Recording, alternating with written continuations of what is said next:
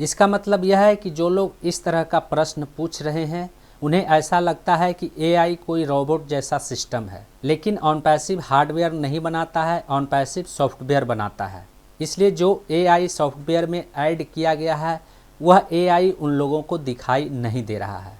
Finally oFounder.net के update में don DiGamo द्वारा यूनाइटेड स्टेट से ऑनपैसिव 360 वेबिनार से संबंधित एक पोस्ट किया गया है।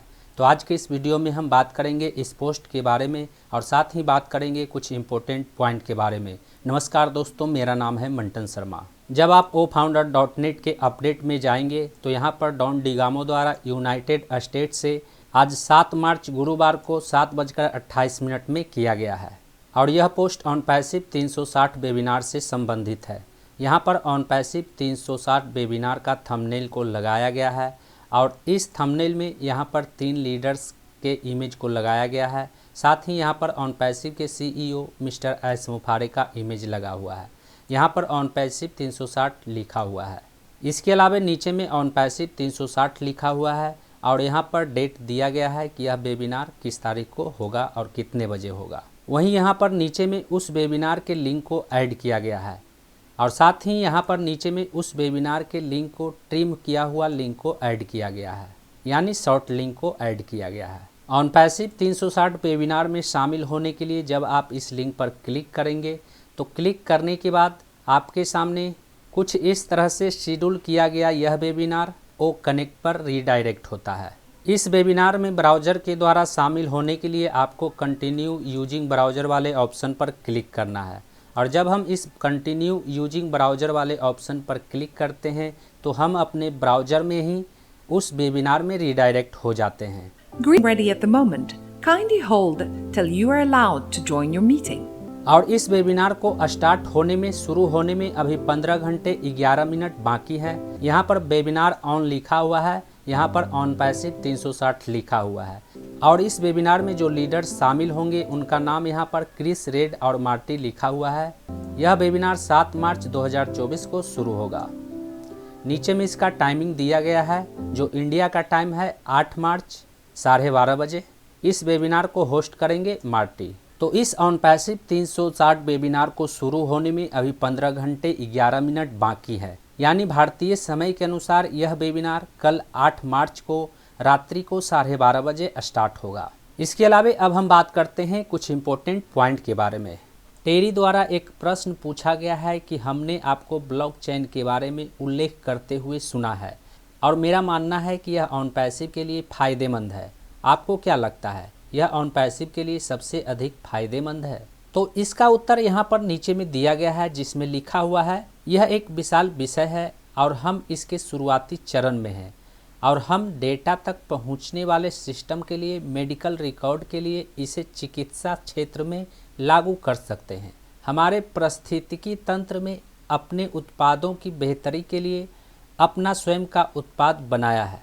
यह एक त्वरित परियोजना है और हमने इसे पूरा नहीं किया है, लेकिन हमने इस क्षेत्र में विशेषज्ञों को आकर्षित किया है और वे इसे हमारी परियोजना पर लागू कर रहे हैं और हम तेज़ी से आगे बढ़ रहे हैं। यानी ऑनपैसिव में जो ब्लॉकचेन लाने की बात कही गई थी उस पर अभी बातचीत हो रही है और किसी भी वेबसाइट में ब्लॉकचेन सिस्टम को ऐड करना एक बड़ा प्रोग्राम है, इसलिए ब्लॉकचेन को अभी ऑनपैसिव में लागू नहीं किया गया है। इस पर बातचीत हो रही है, टेक्निकल टीम को इसके बारे में बताया गया है। ऑनपैसिव में ब्लॉकचेन सिस्टम को ऐड करने के बाद उसका क्या फ़ायदा हो सकता है या फिर क्या नुकसान हो सकता है, यह सब कुछ कैलकुलेट करने के बाद यह फैसला लिया जाएगा कि ऑनपैसिव में ब्लॉकचेन सिस्टम को ऐड करना चाहिए या फिर नहीं करना चाहिए। उसके बाद यहाँ पर एक प्रश्न पूछा गया है, कई लोग वैकल्पिक ईमेल के साथ संघर्ष कर रहे हैं और यदि वे उन तक पहुंच खो देते हैं तो क्या वे अपने ऑनपैसिव खाते तक पहुंच खो देंगे? यानी oFounder.net में जो फाउंडर्स का अकाउंट बना हुआ है उस अकाउंट में लॉगिन करने के लिए ईमेल आईडी और पासवर्ड के द्वारा लॉगिन किया जाता है, लेकिन यदि कोई अपना ईमेल आईडी ही भूल जाता है, उसका ईमेल आईडी किसी के द्वारा हैक कर लिया जाता है, तो क्या उस फाउंडर्स का फाउंडर अकाउंट चला जाएगा, वह अपना फाउंडर्स अकाउंट को खो देगा? तो इसके बारे में यहाँ पर उत्तर दिया गया है जिसमें लिखा हुआ है हाँ, हमारे पास एक योजना है जहां वैकल्पिक ईमेल की आवश्यकता नहीं है। कुछ प्रारंभिक पक्षी संस्थापकों के लिए यह दुरुपयोग के कारण एक समस्या पैदा करता है। ग्राहकों के अंतिम उपयोगकर्ताओं के लिए उनके पास इसे प्रतिबंधित करने का एक तरीका होगा। हम भविष्य में वैकल्पिक ईमेल के बिना एक नए उपयोगकर्ताओं को स्वीकार कर सकते हैं। इसका मतलब है कि यदि कोई फाउंडर्स अपना ईमेल आईडी खो देता है, किसी के द्वारा उसके ईमेल आईडी को हैक कर लिया जाता है, तो फिलहाल अभी वह फाउंडर अपना फाउंडर आईडी भी खो देगा, अपना फाउंडर अकाउंट भी खो देगा, क्योंकि फाउंडर आईडी अभी फ़िलहाल पूरी तरह से ईमेल आईडी पर ही डिपेंड करता है।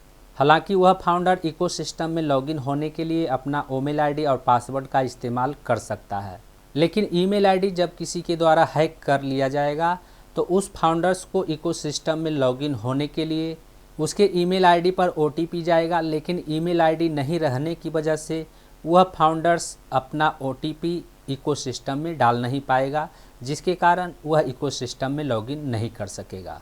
इसलिए ईमेल आईडी को बचाना फाउंडर्स के लिए सबसे बड़ी प्राथमिकता है। लेकिन बताया यह भी जा रहा है कि आने वाले समय में यानी भविष्य में ऐसा सिस्टम लाया जाएगा जिसमें ईमेल आईडी की ज़रूरत नहीं होगी। वहीं केसी के द्वारा एक प्रश्न पूछा गया है, मीडिया में एआई के बड़े होने से कई लोग एआई के बारे में चिंतित हैं, हम लोगों को कैसे दिलासा दे सकते हैं कि ऑनपैसिव एआई दिल से है। तो इसका उत्तर नीचे में लिखा हुआ है, जिसमें लिखा हुआ है हम सॉफ्टवेयर बनाते हैं और हम उसे प्रोग्राम करते हैं कि क्या करना है ताकि हमारे पास बुद्धिमत्ता हो। ऑनपैसिव का फोकस अंतिम उपयोगकर्ताओं के लिए अनुप्रयोगों को सफल बनाना है ताकि कोई खतरा न हो। हम मानव समय बचाने और कम समय में अधिक हासिल करने के प्रयास में कटौती करने के लिए बनाया गया है। हम एआई हार्डवेयर में नहीं है, जैसा कि संशयवादियों द्वारा देखा जाता है। एआई डेटा सुरक्षा के लिए हम आवाज़ और तस्वीर की नकल कर सकते हैं और यह विश्वसनीय है और यह खतरनाक है, लेकिन विनियमन और साइबर सुरक्षा के साथ इसकी मांग में वृद्धि होगी और किसी भी अन्य चीज़ की तरह हमेशा लोगों में दुर्व्यवहार होता है, जिसका मतलब अच्छी चीज़ों से नुकसान होता है। ऐसा होता है, चाकू को देखो, इसका प्रबंधन और पुलिस करना अधिकारियों पर निर्भर है। इसका मतलब यह है कि जो लोग इस तरह का प्रश्न पूछ रहे हैं उन्हें ऐसा लगता है कि एआई कोई रोबोट जैसा सिस्टम है, लेकिन ऑनपैसिव हार्डवेयर नहीं बनाता है, ऑनपैसिव सॉफ्टवेयर बनाता है। इसलिए जो एआई सॉफ्टवेयर में ऐड किया गया है वह एआई उन लोगों को दिखाई नहीं दे रहा है। तो कुछ इस तरह से ऑनपैसिव एआई के बारे में यहाँ पर बताया गया है। उम्मीद करता हूँ इस वीडियो में दी गई जानकारी को आप अच्छी तरह से समझ गए होंगे। इस वीडियो से संबंधित यदि आपके मन में कोई सवाल है तो आप हमें नीचे कमेंट में पूछ सकते हैं।